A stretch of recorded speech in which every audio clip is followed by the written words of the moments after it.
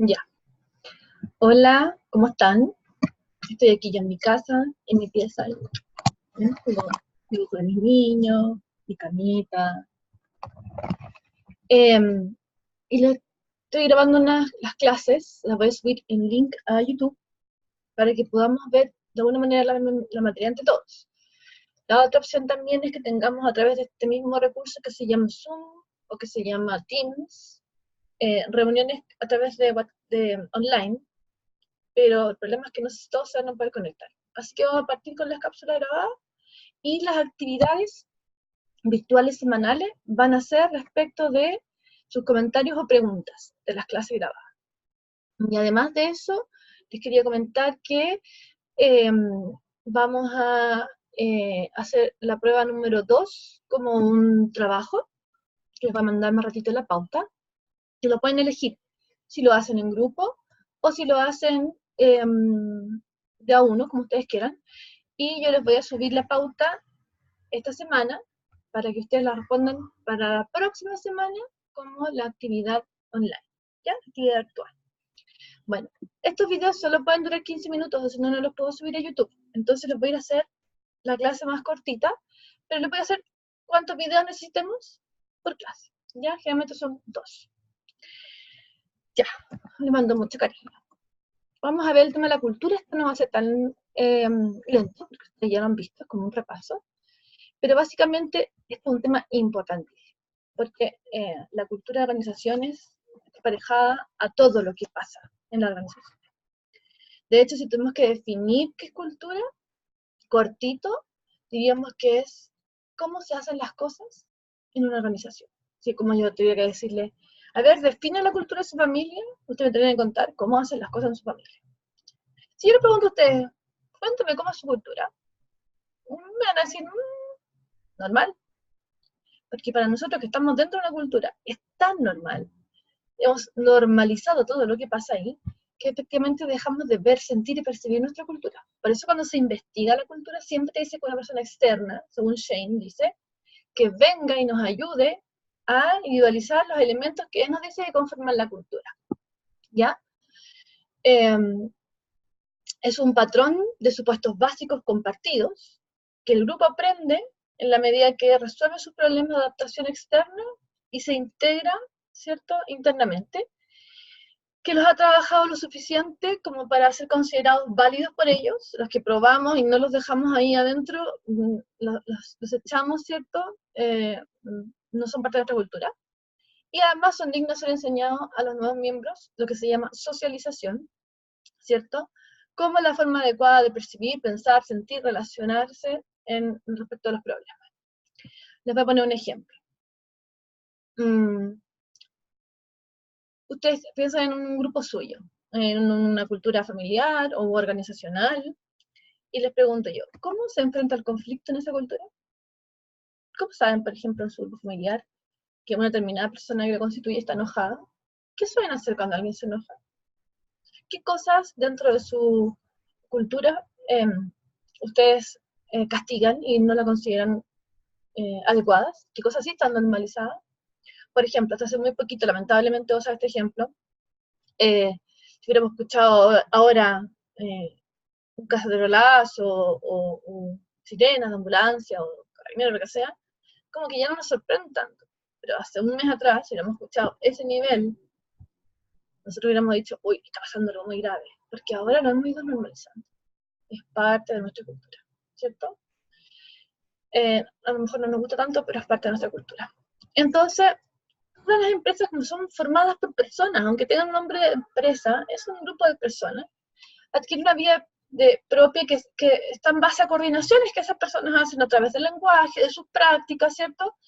Y esa forma de vivir dentro de esa empresa tiene una personalidad, tiene una imagen, una identidad que se convierte en un valor muy importante para sí mismo y adquiere inmortalidad. Es como parte de su esencia. Le voy a poner un ejemplo que a lo mejor a todos no le va a gustar, pero es igual que Colo-Colo, la U, la Católica, Cobresal, Cobreloa. ¿Por qué es distinto? Es lo mismo, por ejemplo, estudiar, estar dentro del Duoc, de San Tomás, de la IEP. ¿En qué se diferencia? Es lo mismo, ¿cierto?, ser chileno, argentino, uruguayo, brasilero, boliviano. ¿Qué es distinto en cada cultura? que hemos normalizado en esta cultura que en otras culturas no tenemos normalizada. ¿Se dan cuenta? Pues bien, entonces los miembros tienen percepciones en común. Y esas percepciones en común tienen que ver todo esto, con todos estos ciertos indicadores que nosotros podemos analizar también cuando queremos ver la cultura, ¿cierto? Hay culturas que son mucho más estables o que son mucho más conservadoras. Hay culturas que son más innovadoras y asumen riesgo más fácilmente. Por ejemplo, nosotros vemos así como la cultura de Google, muy distinta a la cultura, no sé, a lo mejor de Nestlé, ¿ya? Si hablamos de empresas grandes o de un banco. Atención a los detalles, orientación a los resultados. Hay culturas, por ejemplo, yo lo veo en los colegios, hay colegios que son súper orientados a la PSU, al CIMSE, y es como su fuerte. Y hay un colegio donde los niños, en verdad, está orientado a que los niños sean felices y que aprendan a su ritmo. Entonces tenemos por un lado los colegios súper así como academicistas, como lo fue en un momento el Liceo Nacional, el Colegio Instituto Nacional, perdón. Y por otro lado tenemos colegios que son mucho más liberales, como estos que están ahora naciendo, por ejemplo, que a los niños no les ponen notas, sino les ponen conceptos. Son distintas culturas, ¿cierto? Orientación a las personas, orientación a los equipos, ¿ya? ¿Cómo se forma la cultura? Bueno, lo primero que forma la cultura es el espíritu del fundador, la historia del fundador, ¿cierto? La misión, la visión, la filosofía que ese fundador o ese grupo de fundadores ha tenido ese grupo, que ya me está pasando, ¿cierto? Hay cosas que en nuestra historia personal vienen por nuestros como ancestros, ¿se han fijado, no? Mi mamá tiene una mitad bien marcada española y una mitad bien marcada italiana, y pobrecita no podía integrar su cultura. Mitad del año nos hace hartos espagueti y lasaña y cosas así, la mitad del año nos hace paella, ¿no? Y yo no me quejo, ¿cierto? Eh, y tiene que ver, ¿no es cierto?, con los valores de esa persona. También los espacios físicos. Ustedes entran a un lugar, lo miran, lo observan, una empresa, una casa, y ya pueden tener una idea de cómo es esa cultura, ¿cierto? ¿Cómo es la casa de usted? Por ejemplo, en mi casa, una cosa que a muchas personas le chocan, es que en el próximo video se lo voy a mostrar. Es que, o está ordenado. Que los juguetes de mi hijo José Domingo están en el living. Están en un rinconcito, en una repisita, pero como él construye cosas con cartón y no sé qué, no siempre está ordenadita la repisita, con todos sus juguetes. Por ejemplo, mi mamá, eso era impensable. Los juguetes están en la pieza o bien guardaditos en un espacio terminado, porque dentro de mi casa, que el juego y tengo un espacio de juegos más importante, que la casa esté siempre a disposición de verse bonita para algún invitado que venga. Así que por eso depende de cada uno de la cultura, ¿ya? Estilo de dirección de los líderes, importantísimo. Se han fijado que hay culturas que son súper jerárquicas. Uy, voy a usar otro ejemplo que a lo mejor no les va a gustar ahora, pero a través de la televisión, por ejemplo, nosotros podemos ver cómo es la cultura de las Fuerzas Armadas, ¿cierto? La jerarquía para hablar, para entregar la información, para ejecutar los actos. El soldado que no quiso salir a las calles con un rifle y entonces lo castigaron, lo detuvieron, ¿se acuerdan? Porque ahí la jerarquía es súper importante. Como otras culturas que no son tan jerárquicas, que están abiertas, ¿cierto?, a lo que las personas dicen. Y tiene que ver con el estilo de dirección, ¿ya? Sistemas de premios y reconocimientos, ¿qué se premia y qué se castiga? Uy, es una pregunta buenísima para saber. Yo estuve en una universidad que era súper buena para reconocer las buenas notas y todas esas cosas. Entonces, el más memorión y con mejor nota siempre así como el seco. Y después tuve psicología en otra universidad donde nunca hubo un premio. ¿Sí? Yo me enteré de en qué lugar de mis compañeros estaba yo cuando egresé, porque saqué un certificado de ranking porque me lo pedían para postular un magíster. Así como nunca antes habíamos sabido que no tenía las mejores notas, porque eso no era lo importante, no se premiaba eso, ¿cierto? Diseño del trabajo, los procesos de sistemas de información y control, cómo se controla, cómo se diseña el trabajo, a qué se le da importancia. Y obviamente las historias, mitos, sucesos importantes que tienen que ver que nos marcan. Nosotros en Chile somos súper marcados por eso, porque somos el país de los tsunamis, el país de no sé qué. Ahora, ojo, el problema que está sucediendo ahora es porque la cultura no estaba dando cuenta de cosas que los líderes no estaban viendo, ¿sí? El descontento, yo les apuesto que ustedes tenían muy clara noción del descontento ciudadano, ¿sí? Pero nuestros líderes se han acostumbrado que nosotros, las personas aguantaban cualquier cosa. Total, así podían vivir nomás. ¿Se dan cuenta? Y somos un país marcado por las guerras internas, guerras civiles, golpe de Estado, no es nada nuevo en nuestra vida. Por eso también ahora algunas generaciones más viejitas que tienen memoria de estos incidentes están con los pelos más de punta con ese tema y otros no, porque no han vivido esa parte de la historia. ¿Ya? Bueno, entonces cuando uno comprende las actitudes, las experiencias, las creencias y valores, que es súper importante, de las personas, entonces uno va entendiendo también cómo funciona esa cultura. ¿Ya?